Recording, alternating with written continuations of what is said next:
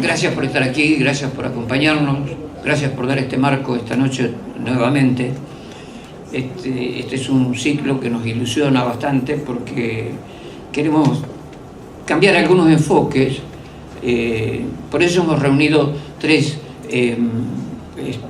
artistas, tres poetas, tres compositores, no podría decir que Borges sea un autor de canciones, pero indudablemente tiene todo, al haber trabajado con Piazzolla, grabado nada menos que por Edmundo Rivero, tiene toda una obra que nos ubica en un determinado momento donde podemos establecerlo como contemporáneo de Atahualpa y de Enrique Santos Discépolo. Les comento que no sé qué pasa porque no tengo noticias. El comienzo iba a ser una charla con la profesora Magdalena Liao, que no ha llegado, y bueno, así que voy a comenzar, espero que llegue en el transcurso. A mí se me ocurre fundamental, no lo hicimos los otros días, tal vez esto es la manera que yo hubiese querido, ubicar el momento de la obra, sobre todo la obra borgiana, ubicándonos en el tiempo, haciendo un parangón con los otros autores, por ejemplo, tenemos que, lo habíamos mencionado los días pasados, Borges nace en el 99, en el 900 nace Cadícamo, por ejemplo, en el 901 nace Discépolo, en el 906 Cátulo y en el 907 Homero Mansi. O sea que bueno.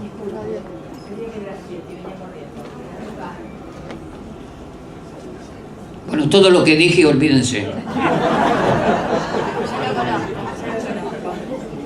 Bueno, ¿en qué año estás? Y Todavía no llegamos a nuestro crecimiento. Todavía te queda un poquito.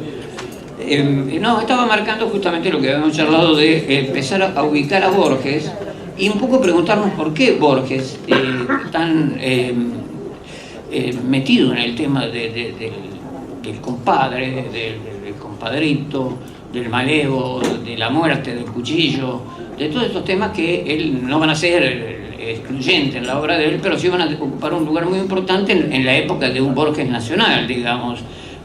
Ese Borges que lo hemos visto comienza con Fervor de Buenos Aires, y ese Borges que de alguna manera al nacer en el 99 y en irse al 14 a Europa y volver en el 21 tiene algunos hiatos muy importantes. Es decir, tiene una presencia importante en el momento que se define el arrabal, el suburbio y como para que él en ese Palermo, que no era el Palermo, no sé cómo se llama ahora, tan distinguido y demás, sino era un Palermo más bien malevo y rufianesco, aunque él haya estado encerrado detrás de una verja de una reja de hierro, de fierro, como dice él, y rodeado de libros ingleses, indudablemente le iban llegando esos ecos, inclusive a través de un poeta que frecuentaba su casa como Evaristo Carriero.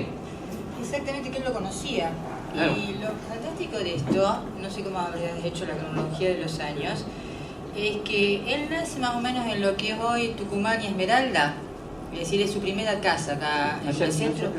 En el centro de... ¿Está prendido? ¿Me oyen? Sí.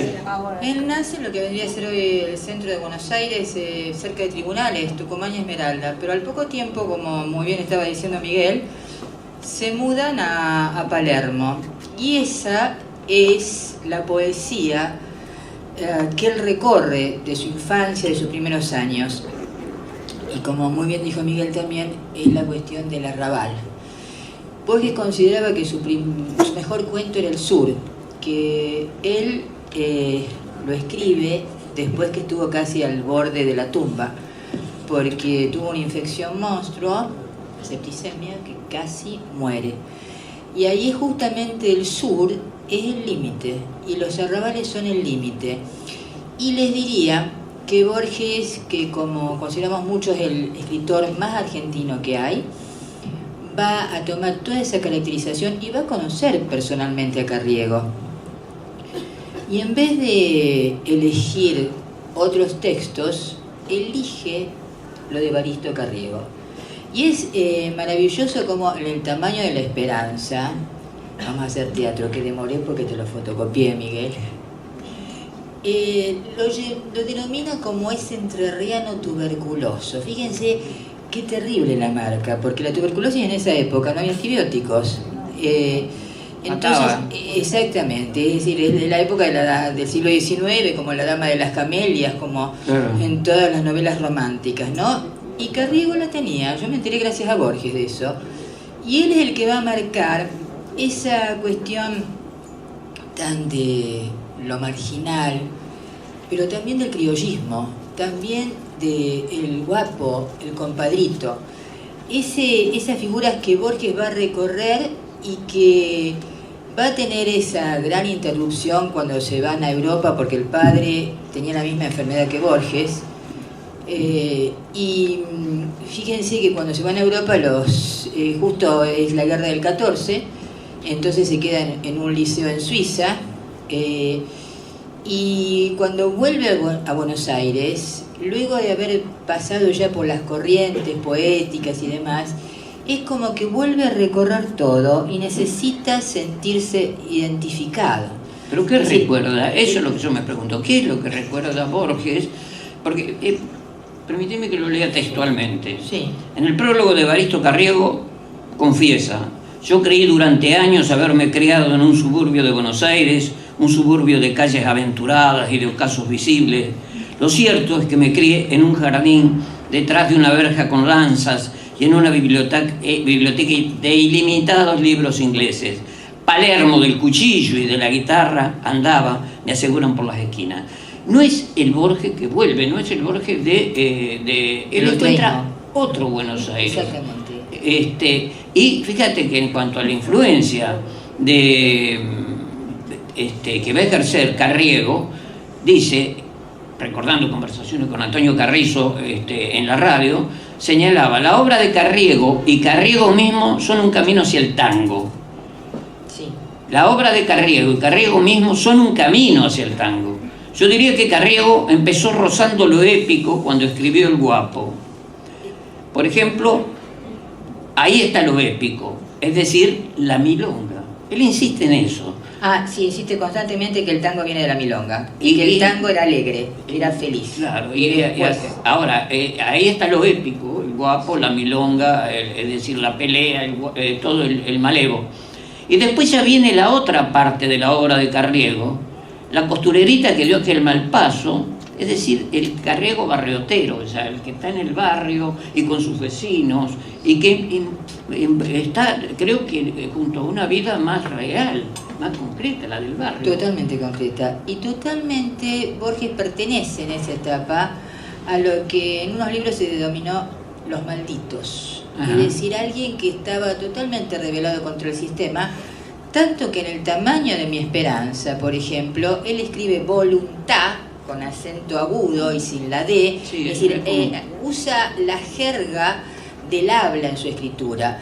Y está tan compenetrado con Carriego, al que ya les digo lo conocí y lo iba a ver, que va a hacer toda esa cuestión heroica del compadrito, del criollismo, del guapo, que lo va a llevar al tango, que él consideraba que era una instancia feliz el origen del tango. Es decir, el tango, según él, había nacido en el 1800, o sea, 1890, o sea, unos 9 años del nacimiento de Borges.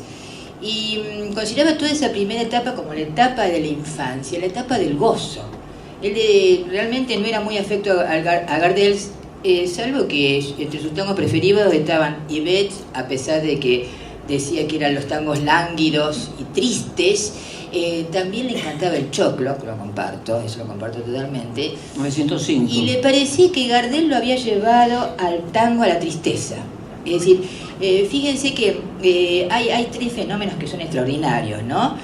Esa etapa de el tango, que va a ser representada a principios del siglo XX con el sainete, y que va a tener una jerga que va a ser el lunfardo, y en la cual este personaje épico, que eso me encantó que marcaste, Miguel, que es Carriego mismo, va a ser una figura señera para Borges, con lo cual está corroborando también su argentinidad, Es decir, ese Borges que tarareaba tangos, como vimos la otra vez que estuvimos acá, ese Borges que se entusiasmaba pasionalmente con el tango. Porque hay una cuestión que a veces nos olvidamos, ¿no? Y que hace al título de todo esto que vos organizaste, Miguel, que es la cuestión de lo popular. Y en lo popular entramos todos. Que eso es a veces esta cuestión que decimos, Borges, un señor de traje. Borges no tenía nada que ver con ese señor de traje formal que aparecía en su interior, ¿eh? Si uno empieza a leer Borges no solamente tiene la complejidad, sino que también es como que en un momento es un hombre que nos pone ante las situaciones límites, porque se ríe de la muerte y también de la vida, como lo demuestra precisamente en las milongas, Miguel. En las milongas está como que uno se va a morir tan fácil como darle una última pitada a un cigarrillo. Sí, es decir, el acero entró en el pecho, sí. Y Albornoz como que no lo notaba. Alejo Albornoz murió como si no le importara. Como si no le importara. Eso es maravilloso. Eso es maravilloso. Poéticamente sí, pero que si nos proponemos buscar lo popular realmente, pensar lo popular, a mí me interesa Borges desde el punto de vista de cómo idealiza o transforma en literatura, y una bella literatura y muy expresiva, un momento terrible de las orillas. Porque él no me puede decir que el tango era feliz, pero no quiero crear una Yo polémica sabía que te en ibas a absoluto, poner en eso, porque yo pensé si el tango era feliz realmente, porque él idealiza como el tango de la infancia, pero hay algo que él admira, ahí está la cuestión, pero hay algo que él admira profundamente, y que ahí está para mí la idealización épica también, que es el coraje. Es decir, él admira profundamente a la gente que tiene coraje. Y me acuerdo que en un reportaje, este señor, es periodista español que entrevistó a Borges, que entrevistó a Cortázar, que no me acuerdo el nombre, le dice, ¿usted es un hombre de coraje? No sabe, dice, cuando voy al dentista. Directamente, no, le dice Borges. Porque Borges tenía un gran sentido del humor. Pero en esta cuestión, Borges que le da todo el carácter épico a nuestra historia del tango, que es un escritor de dos orillas, como dice Beatriz Arlo en el título de su libro, ¿no? Porque parece que estuviese entre Europa y Argentina, pero en El tamaño de la esperanza hay una parte en que nos habla a todos los argentinos y parece que nos estuviese hablando para hoy, cuando nos pregunta a cada uno qué piensan ustedes que es la historia. Yo lo tengo marcado, después lo voy a buscar mientras vos hablas, Miguel, porque son unos rengloncitos donde recorre la historia argentina así. Y habla, por ejemplo, lo rescata, no le da con todo a Rosas, lo pondera a Urquiza diciéndole que más o menos fue por casualidad que venció en Caseros. Hace un gran rescate de Irigoyen, que yo no me lo hubiese esperado, no me acordaba para nada de eso. Sí, por eso te digo. Y después es como que de toda esta etapa, no es que reniegue, es que no la considera a la altura de para mí. ¿Qué quiero decir con esto?